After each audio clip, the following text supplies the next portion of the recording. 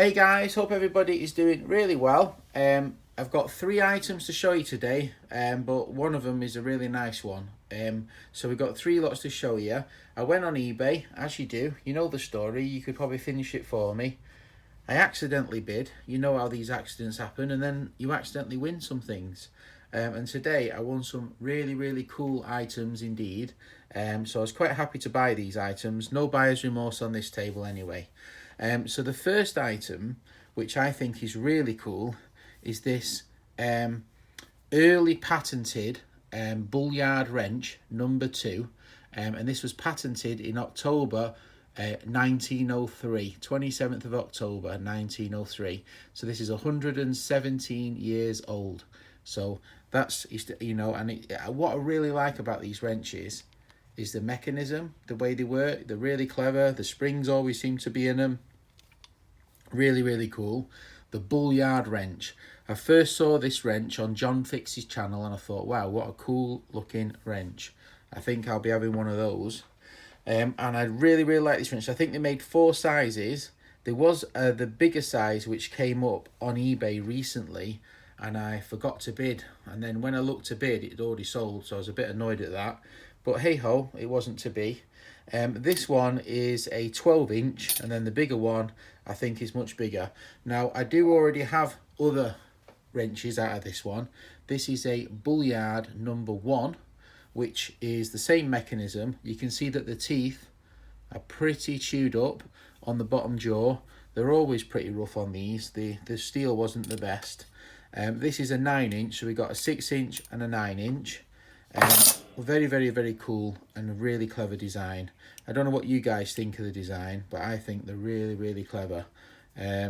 So the same patent date, October 03, so pretty early. And then they do have another one which is a 0, so it's a number 0, patent the same, identical, the Bullyard wrench. Very cool. And then the same mechanism. The teeth on this one seems to be quite a lot better than that one, so you know, but very cool nonetheless. So I like those wrenches. I was really pleased when that came up, and it's a very cool item. I just wish I'd remembered to bid on the bigger one, but you know, it wasn't to be.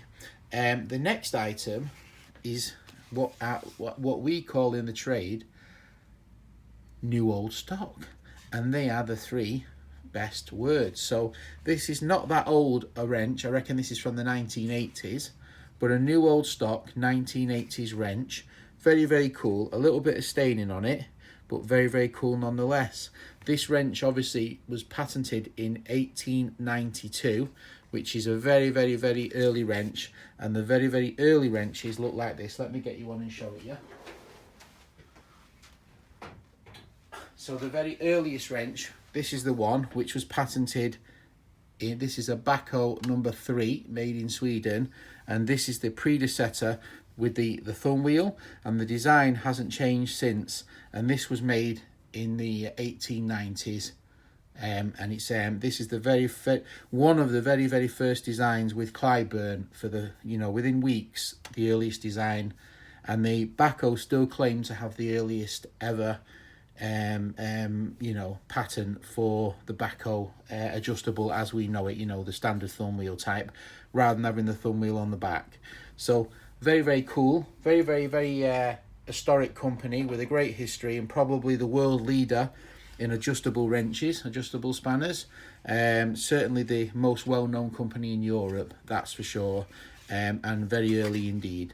So this was very nice to add in the collection. New old stock, NOS, our favourite words, John. So I thought I'd go with that. I mean, anything NOS, like you can see how the packaging has changed on the items with the more modern ones, like the older ones in a box. I think the graphics is nicer, it's 3D. The new ones are more printed. So, you know, you can see the difference, can't you? Definitely. Now, the star of the show, in my view anyway, the absolute star of the show is this one here. Now this is a very early English manufacturer, and this is a very early wrench indeed, and it's a self-adjusting wrench. How cool is that? And it works absolutely like silk. Beautiful wrench indeed. So I need to do more research on this, but I did pay a fair old price. Let me tell you, a fair old price for this wrench. The postage wasn't too bad considering the weight, but the wrench was didn't go cheap. But the reason I bought it, I just love that like palm swell sort of finial at the end of the design. I mean, as wrenches go, that's got to be a nice looking wrench, surely. They don't get much nicer than that. What a beautiful wrench. So yeah, so hopefully you got something interesting out of this video. We've only got the 3 items, 1, 2, 3, but I think there's some very cool items indeed there. If you ask me what my favourite is, I would have to say this one, but you put in the comments which one you like. Do you like the NOS? Do you like this Bullyard? Or do you like the finial one? And put a guess of what you think I had to pay for all 3. So you've got 3 lots of postage, 3 items. Alright, hope you enjoyed the short video today. Take care. Bye.